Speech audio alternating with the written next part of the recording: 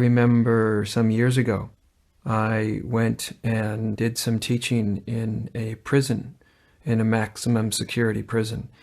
And I talked to a group of about 30 men, and they were all lifetime prisoners.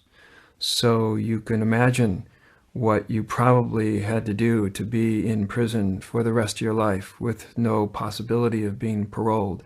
These were, for the most part, serious, hardened criminals. And yet, just because they were willing to come see me or wanted to come see me talk at the prison, it showed. It was proof that they were beginning to examine their lives in a deeper and more honest and intimate way. And I remember this one gentleman. He looked to me to probably be in his mid-40s or so. And he talked about what a difficult prisoner that he was. He had a life sentence. He would never get out of prison. And he talked about how incredibly angry he had been in his life, and even in his prison life, that he was an extremely angry man and a violent man. And he had been put down into solitary confinement many times in his years as a prisoner. And he talked about the last time that he got put in solitary confinement. And at this prison, solitary confinement was very, very daunting, very grim. It's a very, very small cell with no windows, and you're there all alone and nothing to do, nothing to read, nothing to write with, just to sit in this extremely small room with no windows for hours and hours, weeks after weeks, month after month. He was in this confinement, in this very small cell. And he talked about how when he first got put in there, he got put in there for being angry or for acting out. And so they put him in solitary confinement. And he talked about at one point when he was in there, he started to review his life. He'd always been so reactive and so upset and so angry that he never really reviewed his life. But all those days and weeks in solitary confinement with nothing to do began to open him. That something in him began to arise into his consciousness. And he just went through the stories of his life, the events of his life, starting when he was very young up through his life, one after another, after another, after another, after another, after another. And the crimes that he had committed. And since he had multiple life sentences, I probably assumed that he had probably killed someone to get these multiple life sentences.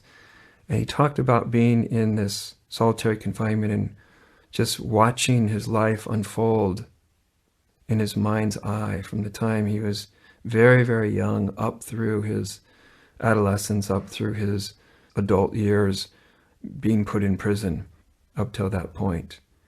And he talked about, as he was replaying these stories, these events in his mind's eye over and over and over and over and over again, he had all these different reactions to them. Sometimes he was angry. Sometimes he was angry at somebody. He was angry for his bad childhood. He was angry for the way he had been brought up as a child. He was angry for his lack of opportunities in life, or his perceived lack of opportunities. But as these stories kept playing out in his mind's eye over the weeks, eventually the anger started to subside, and he started to encounter the events of his life in a more and more and more simple way, a way that was not overlaid with emotional reactivity to it. And he said, as these events of his life unfolded, he started to realize that what got him in that prison was a whole series of decisions that he had made, starting from when he was quite young. Decisions that he had no idea where they would lead, what their consequences would be, what kind of life narrative that they would weave together.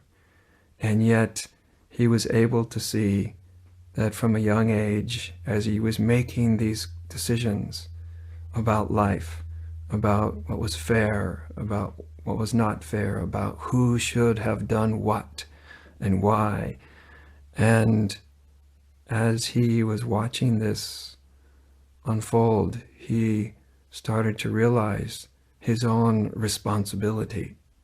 Even though he had been mistreated, even though he was raised in far, far from ideal circumstances, even though his options as he grew older seemed to be few, he started to realize that even though all that was true, underneath it all, he was making decisions about how he would act and how he would respond to the difficult events of his life. And he talked about, at some point, being able to see these decisions being made without blaming himself for making the decisions. Again, without the overlay of right or wrong, just seeing what happened, just seeing how his life had woven itself together. And he could finally come to see all the decisions he'd made that led up to exactly where he was, to that precise moment in solitary confinement. Quite unexpectedly, he described this experience of this quality of love that quite unexpectedly started to bloom. He described it as like a pinprick in his chest of light and this feeling of love. And as he was just with himself, with his life, with what had led up to this moment, and the less he judged it, the less he judged others or blamed others, the more this light, this pinprick of love grew. And he described how as he sat there one day, it just grew and grew and grew, little by little. And at a certain point, he says, it just filled him completely and filled his entire prison cell that he was in, and kept expanding and expanding and expanding and expanding. And, as he was telling the story, I could see this light in his eyes before he even told the story. I could see this radiance, this transparency that got my attention immediately when I walked in the room and was looking around at everyone. Because it is true that the eyes are the doorway to the soul. And he was telling this, he just was in a state of reverie.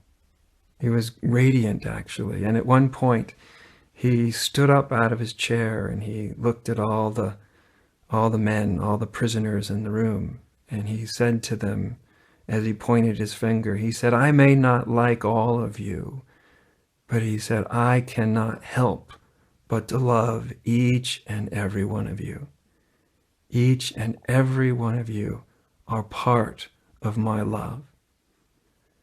And he said it with such authenticity, with such depth of emotion and meaning. It was extraordinarily moving, not only what he had realized, what he had said, but the context that he'd said it in. In the middle of this maximum security prison with a bunch of hardened criminals. And here he is telling this amazing, amazing story. And as he said, I may not like all of you, but I can't help but to love each and every one of you. And then he sat down in his chair and he said, you know, the irony is that I am infinitely more free in this prison than I ever was outside of it. That he had found infinitely more freedom in that prison, even in that terrible, dark, solitary confinement, than he had ever experienced being outside of the prison.